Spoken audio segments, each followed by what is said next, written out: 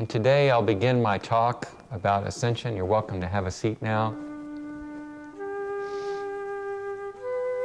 And Spirit just told me to start with Mother Mary's Ascension, to speak about that, and to really speak about the rise of the goddess energy that's happening now. The goddess had to be underground for thousands of years because the masculine and feminine has been so out of balance, and the masculine did not want the feminine back in her power, as we all know. But now it's become safe enough for her to come above ground, and, which just happened around 10 to 15 years ago. And what is the goddess energy? The goddess, the feminine energy, what it really is, it's strength. It's profound strength. And it is the strength that allowed Jesus to receive so much persecution and to be unswayed, to not be affected by it. It is the strength of the Divine Mother, the goddess, the Kundalini, knowing that you are so loved. It's the love is the strength. Love is the greatest strength. Love is what's real. That's why it's the strength. It's what's real. The soul, the true self, is untouchable. It cannot be affected. It's pristine. And that's what awakening is. You're awakening to this loving strength that is so pristine, so pure. It's your true self. And it's untouched. It's untouched. It never can be affected. No matter how much your human goes off even, it's still not affected. It doesn't matter. And you can always come back home to yourself, to the goddess within you. So thank you, Mother Mary, for having your ascension in that lifetime along with Jesus. Thank you for your support today. Thank you, Isis, for giving us Aliyah, a method that we learned in our school. And thank you, Isis, for rising in every man and woman, because it's more than the bodies, it's the energy. The love must rise in both men and women. So now I'd like to share with you the stages of ascension. Before we go into the stage of ascension, well, the first stage is unawareness. And that's not to be on the spiritual path yet at all. And these are going to be people who are out there causing crimes, and they're just a mess, bless their hearts. They don't know that they are a soul. So that's before getting on the path. And then a person, when they first start awakening, and it's often about physical. So it's like their body's not healthy, or their body's way out of balance, and drinking too much alcohol, or whatever it is, just wasting their body. And so the first spiritual initiation is the healing and mastery of the physical body. So, and you've all been through that, already know that. Probably everybody watching has already been through that initiation. And that's when you were so focused on, you got to take care of this body, you got to eat better, you got to get the exercise and all that. These initiations aren't exactly linear, but pretty close to it. So in other words, they kind of overlap, and there may be an area that you have to keep coming back to heal it. And but kind of generally, they have this linear and not perfectly linear. And so that's that first initiation. And that's when you were so focused on the physical. Once you complete the first initiation, your body now is shifted from just a physical body, an atomic body, to 25% light now. So then with the next initiation tends to be the hardest for all humanity. And many people go through many lifetimes before they get back past the second initiation, which is the healing and mastery of the emotional body and sexual energy. The emotional body and sexual energy are like flip side of the same coin. They're the same body. And we also call it the astral body. And those who haven't healed the astral body by the time of their death, sometimes they have a hard time going to the light. And so then they become astral beings or ghosts, kind of stuck in the astral world for a while, not able to move on. So that's the second initiation. And that second initiation is so challenging because, we just, when we're young, especially when we're teenagers, we just love to get that energy of being attractive or being so knowledgeable. See, it's both sides, the male, the female. My way was Mr. Know-it-all. But if I knew a lot, then they might fall in love with me, right? Then a beautiful woman might be interested in me. And of course, a woman turns on the charm, the glamour, all that, and then I'll be loved. So it's this way we get caught in that whole human illusion, and it's just set for a big crash because it doesn't last. It doesn't last. So that second initiation, the first stage of it is dedication.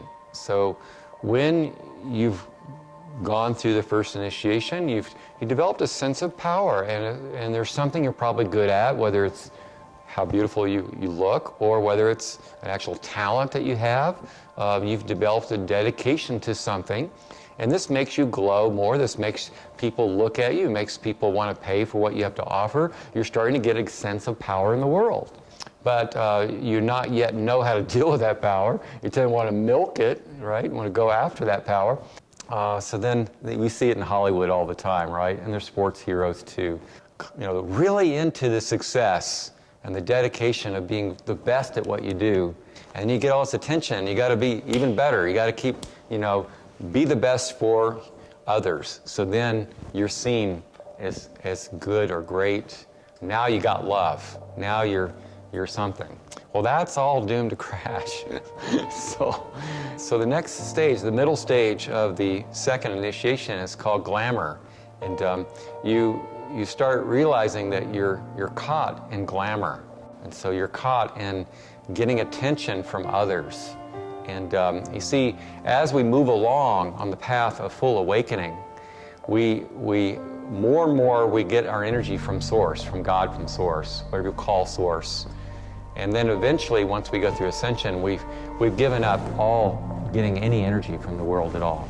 So we've given it all up, and we're getting all of our energy from source. So much so that we're beyond human. And we don't even need to breathe anymore. We're totally these free beings completely.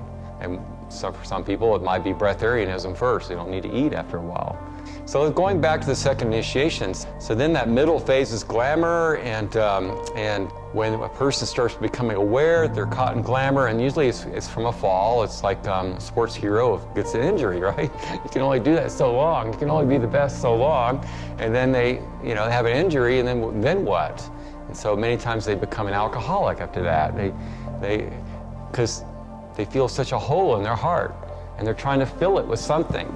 So give me something, and all this give me energy, give me something to fill that hole, is we're really looking for love. We're looking for love in the wrong places. We're looking for it in another person. The relationships don't last. We go through divorce. We're looking for, give me the love I need, and outside of ourselves.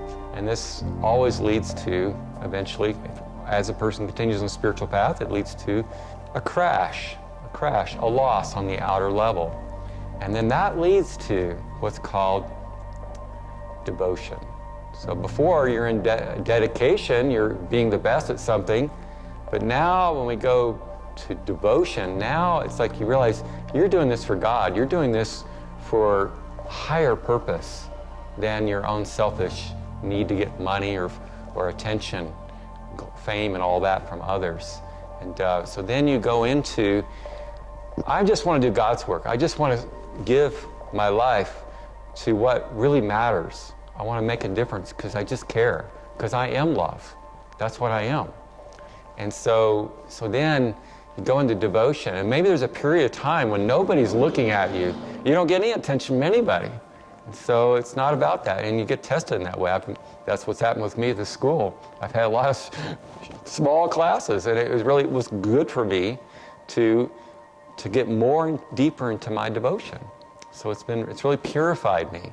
So that's that second initiation, and to let go of the addiction to sexual energy, glamour and fame and power and all that. So, and you get to let go at a certain level. There's another level to it later. We're not even at the crucifixion yet. And so, and when you know you're in the second initiation is when you're in emotionalism a lot. He loves me, he doesn't love me. And you go through these emotional stuff, and you've been sexual, it's been good, and then you feel a crash. And it's like, so you're just up and down with all these emotions. That's when you know you're in the second initiation still. And then when you climb out of that second initiation and you're pretty much done with it, you don't feel so emotional anymore. So all these emotions aren't affecting you so much. So then you move into the third initiation, and by the way, at the second initiation, now you're 50% light. Now your body's at 50% light. So you're a lighter being. So now the third initiation is mastery of the mind. You become aware of how you're thinking, and how your thinking is a mess. The average person on the street, 90% of their thoughts are not even theirs, just crazy stuff. And the average number of thoughts we think, according to scientists, is between 50 and 90,000 thoughts a day. So all this garbage is just going through our brains. So the third initiation is learning to master what you're thinking, to really choose your thoughts and clear out thoughts that don't belong to you. What a job, huh? It's a big job. Yeah, it's quite an initiation. And once you complete the third initiation, that is a grand initiation.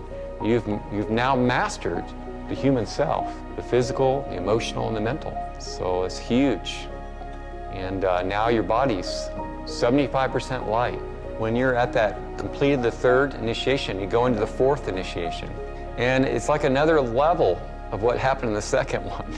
It's like whatever's left over, whatever you're attached to, there's still a few more attachments out there that you've been holding on to. And for approval or whatever, relationships, whatever that was left over, you get to let that one go too. So then you go through another, and that's called the time of the crucifixion. And where you get to, the final pieces of the ego get to die completely. So then you really let go of any need to be on earth or, to get attention from the world. And that's again called the crucifixion. And once you've completed the fourth initiation, your body now is at 100% light. And then the fifth initiation follows very soon after the fourth. Fifth initiation is called the resurrection. Once you've finished being crucified, and we do this to ourselves, right? I did it again, damn it, And so when you find yourself at a lower vibration, and then you get upset about it, you're still in the crucifixion. You're still in that phase. There's a certain point when you've kind of let all this stuff die. All that's left is just realizing, I am that I am. I'm love. You're at the fourth initiation, and the fifth initiation follows right after that. And the fifth initiation is resurrection. Your body starts youthing itself. It becomes younger and younger. And it could have been earlier too, but now it's very rapid. Your body becomes a light body. Like I said, it's 100% light. Now your body is moving into light body. It is said that Jesus went through actually his whole resurrection as well, the fifth initiation, before he even went to the cross. That in the Garden of Gethsemane is when that happened. That there was a great ceremony with the masters. And so then when they put the spear into his heart, water came out instead of blood. He had a different kind of body, a light body. That's the fifth initiation, resurrection. And now, once a person is at the fifth initiation, they're now a light body, and their body's youthing. They don't need to eat. The veil is so thin, they just talk to their masters who are not in bodies, like talking to you and I. And they get more and more educated about how to navigate the universe, how to go anywhere they want to go, and they start learning how to operate as a light being, as a complete light being. And so that's the stages of ascension as given by Dwal Kul, an ascended master, through Alice Bailey. That's what I wanted to share today. Let's see if there's anything else I want to share. We're at a most amazing time on the earth. For thousands of years, us starseed have been so persecuted. Whew. it's been a rough ride, folks. It's been really tough. And we're at a new phase now. Saint Germain says, before the theme was sacrifice, you had to lower your frequency. You had to compromise yourself to give your all to the cause, to the mission. And then we lost lives. We weren't going through ascension anymore. We weren't going through the whole process anymore. We weren't taking it full term. We were just giving ourselves to the cause, and it was a great compromise. And many of us lost our lives several times, had shorter lives, and got ill to the cause in so many ways, because we're merging with such heavy energy. That's what the theme was, merging with heavy energy. Our theme has completely changed. We're at a new time. The time now is to take your own energy to full stature. The time now is to fully rise into your joy, to not worry about the world. Worrying does not help. Do not worry about the world.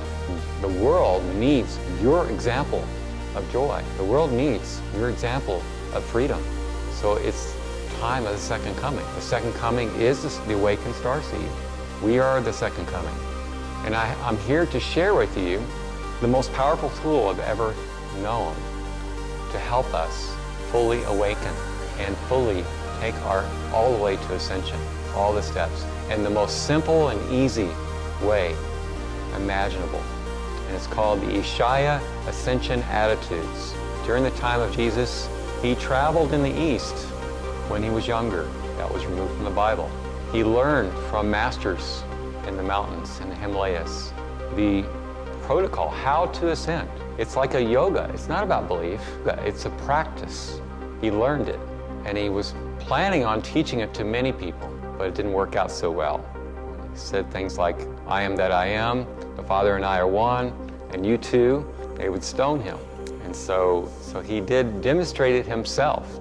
But after his resurrection, he gave the teaching of ascension to John, the beloved, the disciple John, with instructions to take this teaching back to the Himalayas and form a group of monks called the Ishaya monks. Jesus' name was Isha when he traveled in the East, when he was younger. The Ishaya monks means of Christ. And so that's what John did. He went back to the Himalayas, and he also even more perfected the technique of ascension. Those monks have been holding, because humanity was not ready to receive this information until now, the third millennium. And then a man named MSI, who was a TM meditator and teacher, who had a life change, a divorce, was looking for the next thing for him to do, went to the Himalayas and happened on these monks, the Ishaya monks, in a certain Himalayan valley, and they recognized him, they dreamed him, and they taught him the 27 attitudes of ascension. After a couple of years, he came back to the United States. He was an American. He taught it in people's living rooms, and he also ordained 100 more monks.